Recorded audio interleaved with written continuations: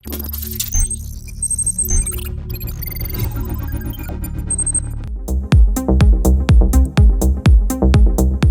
it was sedans that made Lexus a hit at its inception, the past 2 decades have belonged to its SUVs, and the RX compact crossover in particular. One of the brand's most successful models, the RX, is now in its 5th generation.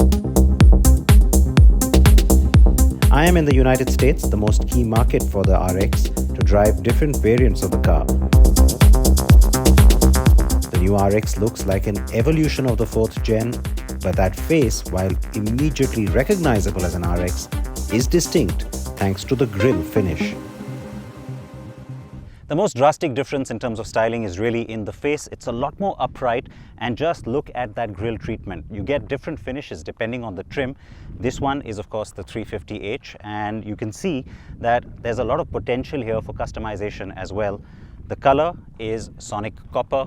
Well, it could become a bit of a signature for the car in many ways, and it's getting talked about a lot. A little sharper on the DRL as well, and that's when you start to see that the rest of the car, well, this new generation, the design language is more evolutionary on the whole. So barring the face, which is really drastically different, along the sides you see a similar sort of proportion, and including the way you see the chrome garnish swooping down, the black glossy element, that's kind of a hark back to the previous generation. It's a good connect to that car in many ways. The overall length hasn't changed, so the dimensions are pretty similar, except the big change is the rear track, which is wider, and you have the wheelbase that has actually grown, which gives you more legroom on the inside. The new spindle body design looks sharp, and the car looks ample in size. The end-to-end LED light bar at the rear also looks sharp and is well finished too. The triple beam adaptive LED headlights are also very cool. Lexus has done away with the optional 3-row format and now only offers a 5-seater on the RX. It has multiple variants and for the first time, a plug-in hybrid too. India won't get the plug-in, but we're getting 2 hybrids. So like with all Lexus hybrids, this one too has the EV mode, which means for a short duration of time you can drive on pure battery power, but then very quickly, there you go, you get that little raspy note of the engine kicking in. It's a little harsher than I would have liked it to be, but then the engine kicks in really quickly as well, and the overall transition is of course just as you expect, nice and smooth and very quick. It is a system that's been developed over the years by Toyota and of course by Lexus, and it is something that's almost synonymous in many ways, especially in the premium space, with the Lexus brand. So like most Lexus models, the RX gets the conventional hybrid 350h with a self-charging battery system, but you also get a pure petrol version or the 350 with the same 2.5-litre engine as the base variant in the US. Focus of the hybrid system is really to enhance efficiency, right? I mean, that's the whole reason you're driving a hybrid in the first place, because you want to maximize every drop of fuel and make it count for more. So on a Lexus as well, therefore, especially a car like the RX, the focus remains on comfort, cruising, very smooth driving. Remember that the brand really sort of grew in a very American context at the start, and that's why on the RX you get exactly that character as its staple. Put it into sport mode and things get a little more interesting, a lot more engaging, and especially at the rear you find the car is a lot stiffer and the handling is a lot more sorted than it was on the previous generation. The good news is we are getting 2 of those 4 variants, and they are the better loaded ones. This one is loaded with ADAS. There's a lot that you can get on the car. The Lexus logo up front is where you have the housing for all the scanners and cameras, and you've also got 2 new cameras that sit for a frontal view on the exterior mirrors, and so you get a more updated, a little bit more of a precise system than you used to in the past. And of course it helps you with things like lane keep and even lane change assist. There is also a new function that's been added for the first time in this ADAS system, which not only keeps you in your lane, but if the system detects some kind of an obstacle on one side of the lane, like say a cyclist or even a pedestrian, Well, it will keep your car in the lane, but it will go to the extreme other side of the lane so as to be able to overtake that obstacle without any fear of colliding with it. The cabin on the new RX is roomy and swish. Its layout will remind you of the new NX, since that car kicked off the new design look for the Lexus SUV interiors last year. Big touchscreen and virtual cluster are the massive change, besides some design details, of course.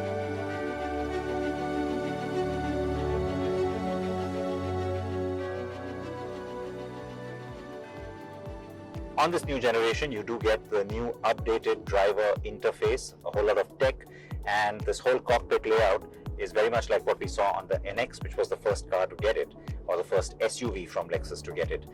Now, with the RX, you get all of that, and when you're driving it for a while, you realize that there are a few quirks. Like, for example, if I want to change drive modes while driving, well, you got to sort of, I'm in Apple CarPlay right now.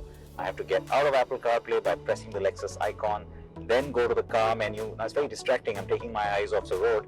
Then get into drive mode and then select the mode I want, eco, normal, or sport. There's also a new custom, which is like the individual mode in some other cars where you can pretty much customize the different parameters, throttle response, the suspension comfort, etc. To your liking. But the point is, getting to it through that detailed menu, not so fun. But wait, it's got to be more intuitive than that, right? The good news, you've got these little trackpads here on the steering, and you can set some of these buttons for what you like. So in this particular case, there's a little shortcut right here where I can use the head-up display and go from normal to sport in a flash. That's what you want. Yes, this is an obviously improved RX then in most senses of that word. The cabin, the tech, the engineering. But what about the performance? Response in sport is a lot better. The car moves very quickly, and on the whole, you do enjoy driving it in a more engaging fashion in sport for sure. Though I have to say that even when you have it in normal, the performance remains quite okay. It's quite nice. And it's only in eco that you feel the car sort of holding back, intentionally so.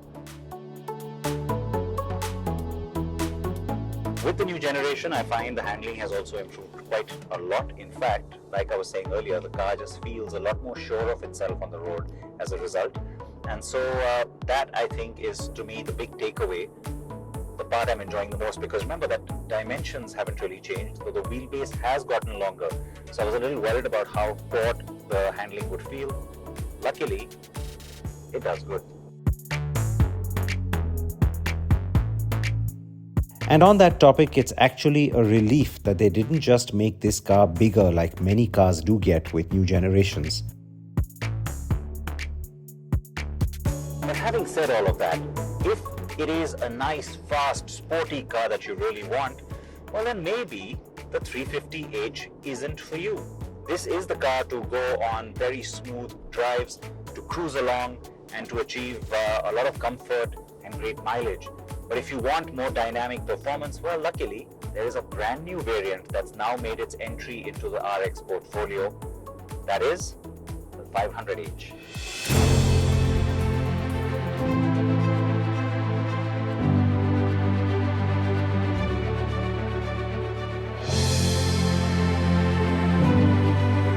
The RX 500h is the new range topper that not only gets the hybrid system, but is also the most powerful RX variant.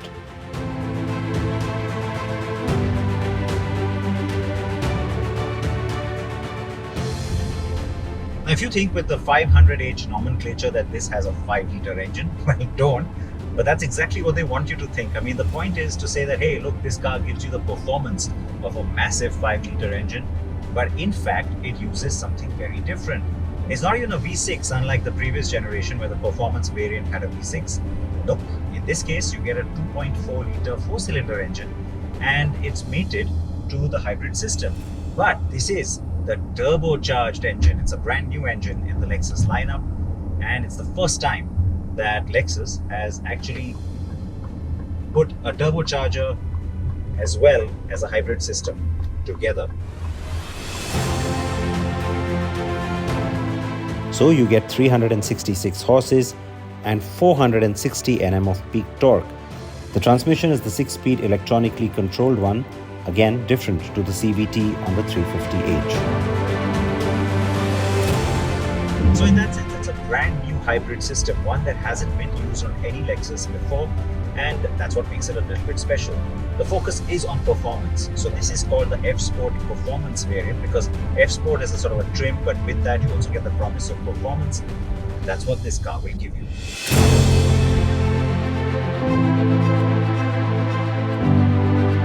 Now, immediately I have to say that the 500h just feels so much more exciting, more energetic, more engaged. It is the car to get if you want yourself a little bit something spicy. But this is not to be compared with, say, a BMW M model or even an AMG. Nope, it's somewhere in between. It's somewhat like the M Sport or, in the case of, say, Audi, the S models.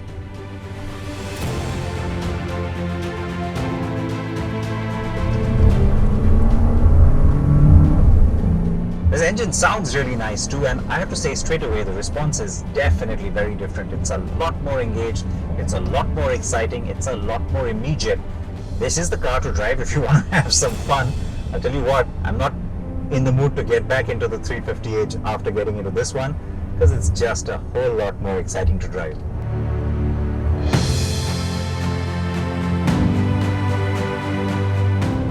Even the gearbox on this one feels a lot more lively. You can put it into M mode here instead of the S mode. You get the M, and that means, of course, you can manually switch those gears using the paddle shifter here on the steering wheel. A lot more engaged on the gearbox too. The 500h definitely feels sportier too, and that's intentional. Handling's a lot sharper on this car too, and especially here where I'm in a sort of a nice winding, twisty kind of a road, it really comes to the fore because not only is it a lot sharper than the last generation to begin with, as I've been saying, but on this one you also get DRS. No, it's not the DRS you think. This one stands for Dynamic Rear Steering, and so that's been added now for the first time. It's a new system from Lexus. It's one where, of course, the rear wheel steering kicks in. So at lower speeds, the rear wheels turn against the front ones by 4 degrees. That reduces the turning circle by almost half a meter. At higher speeds, they turn inline by up to 4 degrees for more stability. The 500h is for those who want it all in a sense. Practical, efficient, and yet fairly potent. In this performance avatar, which means the F Sport, which is fine by me, it also has, as standard, something called Direct 4. Now that's unlike the all-wheel drive that's optional on the other variants. This is a new system that's been developed by Lexus. It is an all-wheel drive, but works differently. Direct 4 is a system that coordinates and distributes torque across all 4 wheels depending on traction or slippage detected. It's the more intelligent all-wheel drive as opposed to the regular one on the 350h. Lexus also has the 450h Plus, as I mentioned, which is the plug-in hybrid that uses the same 2.5-litre engine as the 350h, but with a bigger battery pack and therefore EV driving range. But we won't be getting that, at least not right away. Pity, since it could have been the perfect way to get buyers used to plugging in to charge without the fear of range anxiety. The RX has been unveiled at the Auto Expo with prices and a market launch expected by March. And I have to say that while it was just the 350h that was initially pegged for India, getting the 500h as well was a smart move by Lexus India.